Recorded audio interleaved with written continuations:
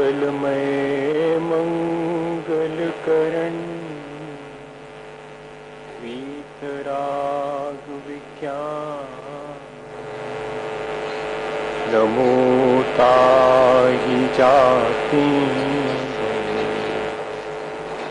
अरहंताहि जो विद्यादि सागर सुधी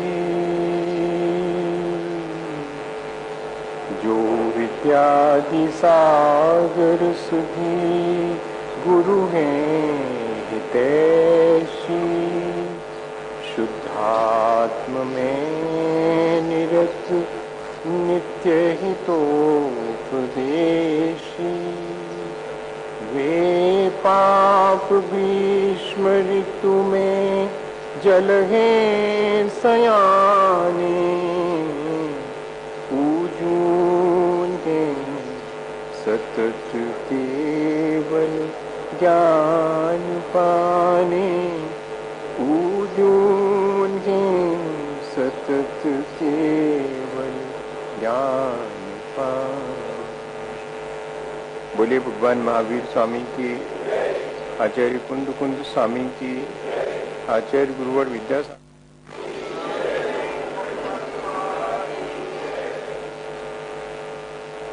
हम सभी लोग 12 भावनाओं के माध्यम से अपने विचारों को सही दिशा दे रहे हैं। बार बार अच्छे विचार का चिंतन करने से वो विचार हमारे भीतर बहुत दृढ़ हो जाता है और स्थिर भी हो जाता है। और विचार की दृढ़ता और स्थिरता से हमारे भीतर जो भावनात्मक परिवर्तन होता है वो हमारे आचरण को भी परिवर्तित करने में कारण बनता है। यह जो विचारों को एक सही दिशा में निरंतर करने की प्रक्रिया है वो हमारे जीवन का उत्थान करने वाली है, हमें संसार के अज्ञान और मोह से बचाने वाली है। इसलिए 12 भावनाओं को माता के समान कहा है। जैसे कि माता अपने बालक का हित चाहती है और उसे अहित से बचा लेती है, ऐसे ही संसार में ये 12 भावनाएं माता की तरह जो इनका चिंतन करता है उसे अशुभ से बचा लेती हैं, मोह से बचा लेती हैं और वैराग्य की तरफ ले जाती हैं। इन 12 भावनाओं में से हमने संसार की नश्वरता का विचार किया। संसार में 4 शरण हैं, अरहंत सिद्ध आचार्य उपाध्याय, साधु और धर्म। इसके अलावा कोई शरण भूत नहीं है। यहाँ संयोग और वियोग जनित दुख हमेशा बना रहता है। उस दुख को भोगने के लिए हम अकेले हैं। हमारा शरीर भी हमसे भिन्न है, इसलिए हमें अब बनाए रखनी चाहिए और अपने शरीर में आसक्ति, अभिमान और घृणा ये सारे जो भाव उत्पन्न होते हैं उनसे बच करके शरीर का सदुपयोग करना चाहिए।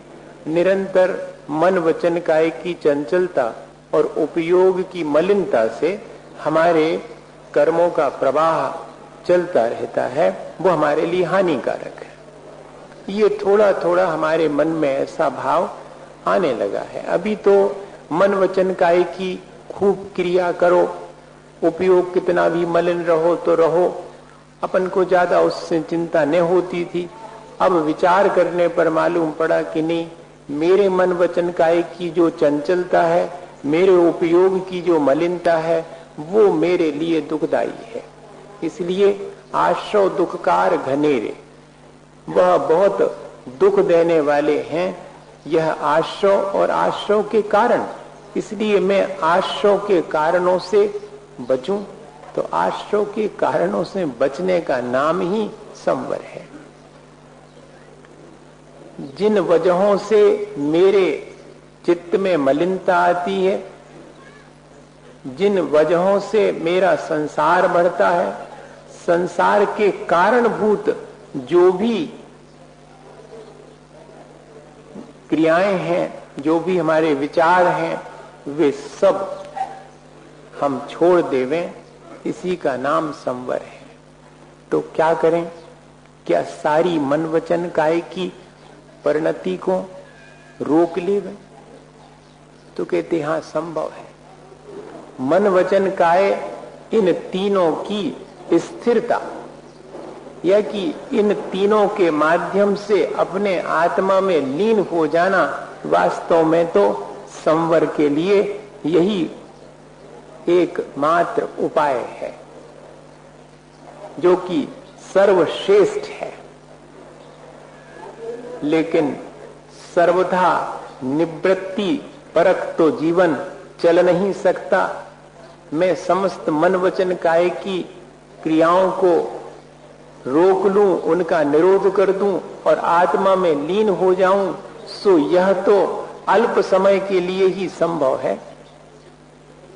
तब फिर क्या करूं? तब फिर मैं अपनी प्रवृत्ति को संभाल लूं। मैं जितना हो सके उतना तो निवृत्ति के मार्ग पर चलूं, और अगर निवृत्ति में सक्षम न होऊं तो फिर प्रवृत्ति करूं तो सावधानी पूर्वक करूं। अध्यात्म मूलक प्रवृत्ति हो या निवृत्ति परक प्रवृत्ति हो, तो वो प्रवृत्ति भी हमारे लिए संवर में कारण बनती है।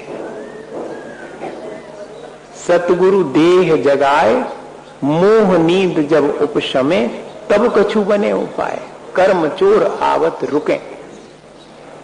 ऐसी हमारे अंदर भाव दशा उत्पन्न हो, हमारे भीतर मोह के घटने पर ही थोड़ी सी जागृति आएगी, उसके बिना नहीं होगा। तो मोह को घटाने का उपाय क्या है? कहते ज्ञान और वैराग्य। प्रवृत्ति ज्ञान और वैराग्य से युक्त हो। ज्ञान हमारे अज्ञान को या कि मिथ्यात्व को नष्ट करने वाला, और वैराग यानी हमारे चारित्र मोहिनी कर्म को नष्ट करने वाला। इस तरह से दर्शन मोहिनी और चारित्र मोहिनी यानी समस्त मोह का अभाव करने में कारण अगर है तो ज्ञान और वैराग है, और संवर का कारण भी ज्ञान और वैराग ही है, जिसके माध्यम से हम ये जो कर्मों का प्रवाह हमारे भीतर निरंतर बना हुआ है उसे आसानी से रोक सकते हैं। ये बात 24 घंटे हमारे मन में बनी रहे, और कोई बहुत बड़ा कार्य करने नहीं जाना है।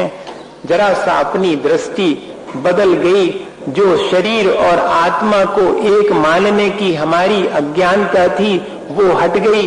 देह जुदा और मेरा आत्मा जुदा, ऐसा भेद विज्ञान हो गया, और उसके होने से शरीर से और भोगों से आसक्ति घटने लगी। समझ लो कि अब ये वैराग मूलक प्रवृत्ति हमारी शुरू हो गई।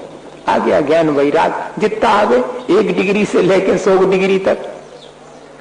लेकिन यह जितने क्षण ज्ञान और वैराग्य की स्थिति है, येन अंशेन रागा तेन अंशेन बंधा, येन अंशेन न रागा तेन अंशेन अबंधा। आश्रय और बंध उन क्षणों में नहीं होता जिन क्षणों में हम वीतरागता की उपासना करते हैं या स्वयं वीतराग भाव से युक्त होते हैं। आचार्य महाराज ने 4 पंक्तियां लिखी, वो हमारे लिए बहुत उपयोगी हैं। उनका ध्यान हमेशा बना रहे कि मैंने किया विगत में कुछ पुण्य पाप, जो आ रहा उदय में स्वयं बाप। अब पहले हम अपनी अज्ञानता और आसक्ति के कारण भले बुरे सब प्रकार के कर्म कर चुके, उनका संस्कार मेरे भीतर विद्यमान है। वो ही कर्म अपना फल जब देते हैं तो शुभ अशुभ दोनों प्रकार का फल देते हैं। तो मैंने किया विगत में कुछ पुण्य पाप, जो आ रहा उदय में स्वयं बाप। होगा न बंध तब लो जब लो न राग, वो चिंता नहीं उदय से बन वीतराग। कर्म अपना फल देवे और हम समता भाव रखें तो आगे का जो आश्रव बंध है वो आसानी से रुक सकता। संवर की इतनी आसान सी प्रक्रिया है कि मैं अपने कर्मों के फल मिलने पर अपने ज्ञान और वैराग्य को संभाले रखूं, विचलित न हो। मैं समता भाव और संतोष धारण करके कर्मों के फल को भोगूं तो कर्म के फल से मेरा बिगाड़ नहीं होता। कर्म के फल में मैं जो राग द्वेष करता हूं उस राग द्वेष से मेरा बिगाड़ होता। मैं जो अपने ज्ञान और वैराग्य से हट करके अज्ञान और आसक्ति पूर्वक अपने कर्मों के फल को भोगता हूं उससे ही आश्रय और बंध की प्रक्रिया चलती है, जो कि मेरे लिए हानिकारक है। अब समझ में आ गया मुझे कि कर्मों का फल भोगते समय मुझे सावधानी रखनी चाहिए, तो आसानी से मैं नए आश्रय और बंध से बच सकता हूं। यही संवर मेरे लिए उपादेय है। ऐसी ही प्रवृत्ति जो कि मुझे निवृत्ति की तरफ ले जावे, या ऐसी प्रवृत्ति जो मुझे अपने आत्मस्वरूप की तरफ ले जावे, क्योंकि आत्मस्वरूप में लीन होना ही पूर्ण आश्रय से मुक्त होने की प्रक्रिया है। लेकिन जब तक आत्मलीनता नहीं सधी है तब तक मैं ऐसा अभ्यास करूं जिससे कि आत्म स्वरूप में मेरी रुचि निरंतर बनी रहे। संसार के कार्यों के बीच भी मेरी सावधानी इस तरह की रहे। एक युवक पहुंचा था महाराज के पास कि महाराज संसार में कैसे रहा जाए, आप कुछ बताओ। व्यवहार ही कठिन है। हाथ पे हाथ रख करके आत्मा में लीन हो जाना कठिन जान पड़ता है, लेकिन है बहुत आसान। अगर कठिन है तो व्यवहार कठिन है, प्रवृत्ति कठिन है। निवृत्ति में क्या करना? हाँ, लेकिन चूंकि हमारा प्रवृत्ति का अभ्यास है इसलिए हमें निवृत्ति कठिन लगती। ज्ञानी जीव को प्रवृत्ति कठिन मालूम पड़ती, निवृत्ति आसान मालूम पड़ती।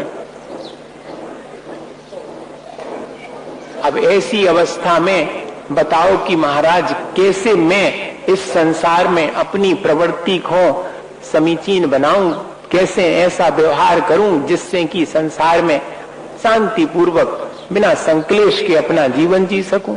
तो महाराज ने कहा कि तो हमारे पास दिन भर रहो, हम बताएंगे भाई। प्रयोग से जल्दी सीखा जा सकता है। तो थोड़ी देर में देखा उस युवक ने कि कुछ लोग आए, बहुत बढ़िया मेवा मिष्ठान लेकर के, और बाबा जी को जो है वो चढ़ाए। बाबा जी ने उनकी तरफ आंख उठा के तो नहीं देखा है, और बोले चाले तो सवाल ही नहीं उठता। वो मेवा मिष्ठान भी उन्होंने रख लिया और कुछ नहीं कहा, धन्यवाद तक नहीं कहा। वो लोग चले गए। बाबा जी ने कहा कि जाओ उनके पीछे पीछे क्या कहते हैं पूछो। तो उन लोगों ने कहा कि ये तो ठीक है कि बाबा जी ने हमारा मेवा मिष्ठान स्वीकार कर लिया, लेकिन हमारी तरफ देखा भी नहीं, हमसे बोले भी नहीं, ये व्यवहार हमें ठीक नहीं लगा बाबा जी। ठीक है भाई। अब थोड़ी देर के बाद और लोग भी आए, और लोग आए तो बाबा जी ने है और उनसे बहुत बढ़िया आशीर्वाद दिया, उनसे खूब अच्छी चर्चा करी, और फिर क्या लेके देखो भाई हम तुम्हारा जो कछु सामान ले ले हैं तो अपनो ले जाओ वापस। बताओ इतनी तो हम उससे लाए थे और ले लेते तो क्या हो जाता। नहीं, हमें नहीं चाहिए, आपका सामान ले जाओ। और आपसे बढ़िया प्रेम से बात करी और आशीर्वाद भी दिया।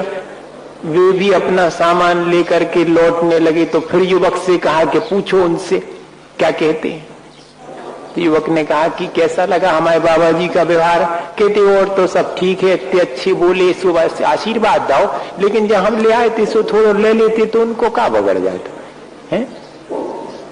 अब वो सबका तो ले रहे थे, हमारा नहीं लिया उनने। चलो भाई, अब थोड़ी देर और हुई, फिर कुछ लोग आए और अब की बार उन्होंने भी अपना मेवा मिष्ठान बाबा जी के सामने रखा।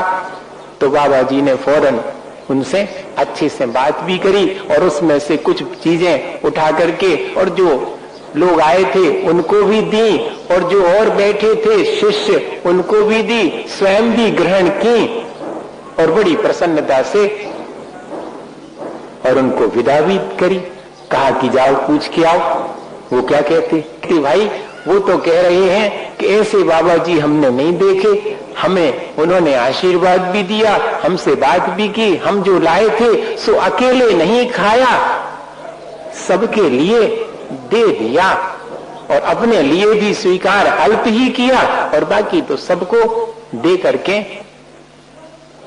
अच्छी प्रवृत्ति है ये। तीसरी प्रवृत्ति, ये व्यवहार कैसा जान पड़ता, कैसा व्यवहार है ये निवृत्ति मूलक है, जिसमें कि प्राणी मात्र के प्रति तो दया और करुणा का भाव है और अपनी प्रवृत्ति में अत्यंत अनुशासन है।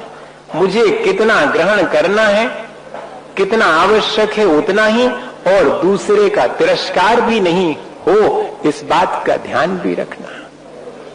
प्रवृत्ति ऐसी ज्ञान और वैराग्य पूर्वक हो तो ही ऐसी प्रवृत्ति हमारे संसार के आश्रय और बंध को रोकने में कारण बनेगी। हम सावधानी पूर्वक क्या क्या चीजें करें, तो कहते प्रकार की सावधानी रखें, क्योंकि 5 ही प्रकार की क्रियाएं सुबह से शाम तक होती हैं। हम यहां से वहां अपने किसी कार्यवश आते जाते हैं, सो सावधानी पूर्वक आए जाएं जिससे कि जीवों का घात न हो। ये आने जाने की प्रक्रिया में जीव दया का पालन हो गया, आना जाना नहीं रुका, क्योंकि आने जाने के बिना तो काम नहीं चलता, तो आना जाना तो पड़ेगा। ये क्रिया है, प्रवृत्ति है। इस प्रवृत्ति को समीचीन बनाने के लिए कहते कि जीव दया का पालन करते हुए आना जाना। अब मैं सुबह से शाम तक वचन व्यवहार भी करता हूँ, भाषा के माध्यम से अपने विचार दूसरे को व्यक्त करता हूँ, तो कहते भाई हित मित प्रिय वचन ही बोलना।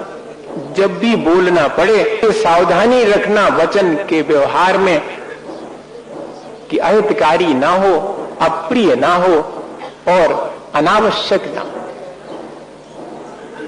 तो देखिएगा, बोलने की प्रवृत्ति पूरी तरह से नहीं रोक पाए थे तो प्रवृत्ति के द्वारा तो कर्मों का आश्रय होगा, पर मेरी प्रवृत्ति समीचीन हो जाने से वह कर्म का आश्रय अल्प होगा और मेरे लिए शुभ प्रकार का होगा, अशुभ प्रकार का कर्मों का आश्रय नहीं होगा। और साथ में अशुभ जो आश्रय है वो धीरे धीरे घटेगा भी, ये भी प्रक्रिया उसके साथ चलती रहेगी। फिर मुझे अपने शरीर की रक्षा के लिए भोजन इत्यादि भी ग्रहण करना पड़ता है, तो जो भी अपने शरीर की रक्षा के लिए आहार ग्रहण करूं वो किस उद्देश्य से करूं, जप तप ध्यान और सेवा के लिए मैं आहार ग्रहण करूं। लोग तो अपने शरीर को स्वस्थ बनाने, अपने शरीर को हृष्ट पुष्ट बनाने और विषय कषाय करने के लिए आहार ग्रहण करते, सो ऐसी प्रवृत्ति ठीक नहीं है। मैं अपनी प्रवृत्ति को संभालता हूं, मैं आहार तो ग्रहण करूं लेकिन जप तप ध्यान और सेवा करने के लिए करूं, रत्नत्रय की सेवा करूं, रत्नत्रय का दान देने के लिए मैं आहार ग्रहण करूं। तो देखिएगा, आहार ग्रहण करने की यह प्रक्रिया भी, यह प्रवृत्ति भी मेरी समीचीन हो गई। लेन देन का व्यवहार तो मेरा दिन भर चलता है, उठाने धरने का व्यवहार भी मेरा निरंतर चलता रहता है। इतना ही करना है कि मुझे लेन देन और उठाने धरने की प्रक्रिया में सावधानी रखनी है कि किसी भी जीव का घात ना हो जाए।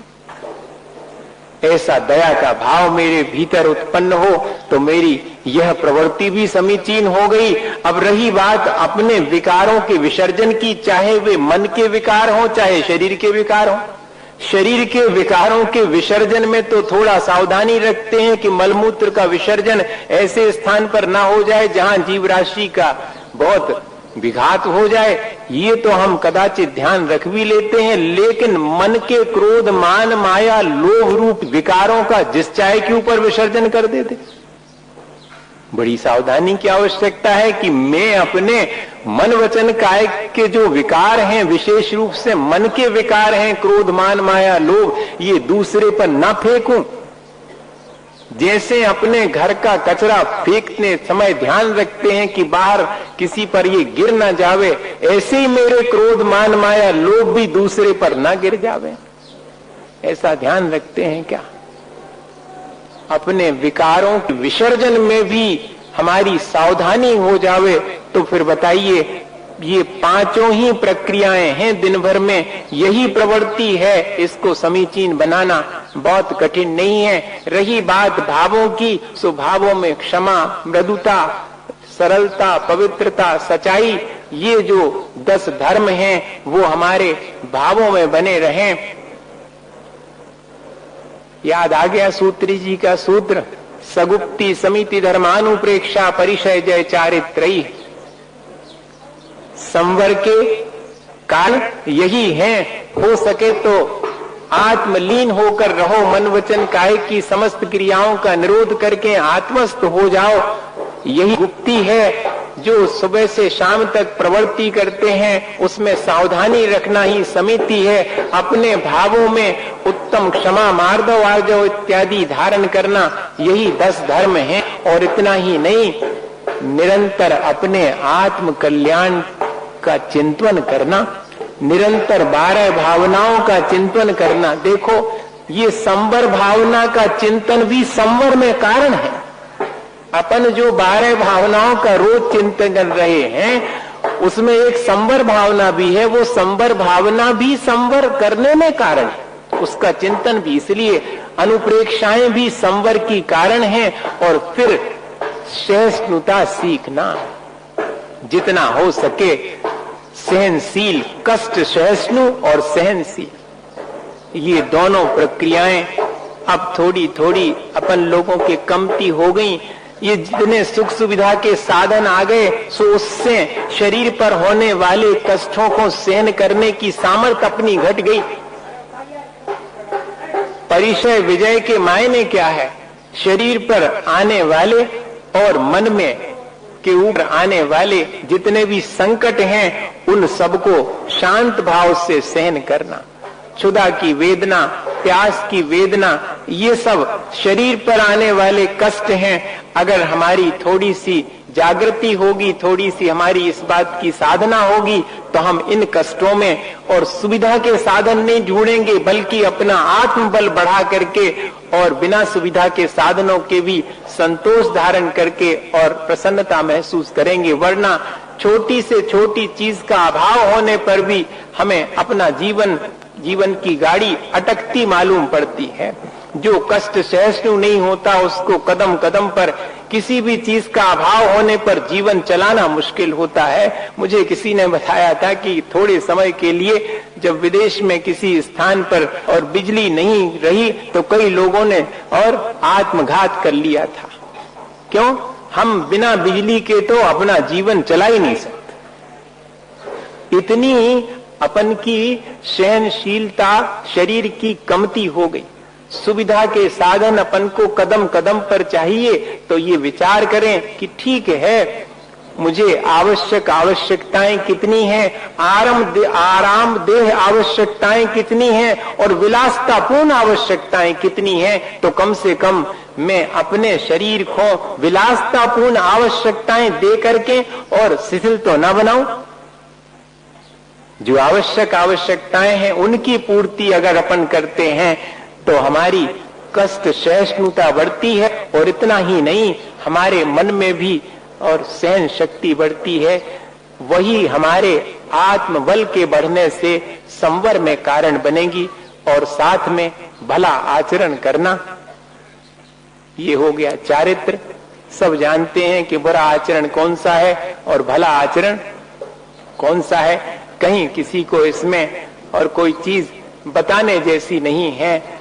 अपन छोटे छोटे बच्चों से भी कहते कि देखो, झूठ न बोलना चाहिए, अच्छी बात नहीं है। और वही अपने ऊपर लागू कर लेवे कि भाई झूठ नहीं बोलना चाहिए, ये ठीक चीज नहीं है। देखो दूसरे उसको चींटी पे तुमने पे रख दिया, चींटी मर गई, उसको दुख होगा कि नहीं होगा? तुम्हें ऐसे जो है जीवों की हिंसा नहीं करना चाहिए, ऐसा समझाते हैं। ऐसा ही क्या अपने जीवन में भी है? यही तो भला आचरण है। 5 पापों से रहित आचरण भला आचरण है, और 5 पापों से युक्त आचरण ही खोटा आचरण है। सो चारित्रवान वो है जो कि सदाचरण का पालन करता है, जो कि हिंसा, झूठ, चोरी, कुशील और परिग्रह से बचता है, वही जो है संवर कर सकता है। ये सब अपने संसार बढ़ाने वाले आश्रव को रोकने के कारण हैं। इनको हम कर सकें या ना कर सकें, अब आखिरी बात, जे करना चाहिए कम से कम इतना भाव तो मन के भीतर आ जाए। ये कितने कर पाएंगे हम? गुप्ती धारण कर पाएंगे कि नहीं? समिति का पालन कर पाएंगे कि नहीं? 10 धर्म हमारे भावों में आएंगे कि नहीं? हमसे कष्ट सहन करते बनेगा कि नहीं? 12 भावना भा पाएंगे कि नहीं? सदाचरण हमसे कितना होगा? ये तो अलग चीज है, लेकिन ये सब चीजें मेरे लिए उपादेय है। आत्म हित हेतु विराग ज्ञान ते लखे आपको कष्टदान, बस ये ना हो। मेरे लिए जो संवर के कारण हैं वे सब रुचिकर जान पड़े। मैं कर ना पाऊं भले ही, पर भावना तो मेरी बनी रहे कि करना तो मुझे ऐसी ही है, निवृत्ति करनी है वैसे तो, और अगर प्रवृत्ति करूं तो इस तरह से भली प्रवृत्ति करूं। ये विचार हमारे जीवन में अगर बना रहे तो मैं सोचता हूं कि इतना ही अपने जीवन को अच्छा बनाने के लिए पर्याप्त है। एक और सीधा सा उदाहरण है हमारे चारित्र को, हम स्वयं भला है या बुरा है, हम कितने सहिष्णु हैं, ये हम अपने आप ही अवलोकन कर सकते। वो तो छोटा सा उदाहरण है। एक बाबा जी एक गांव से निकले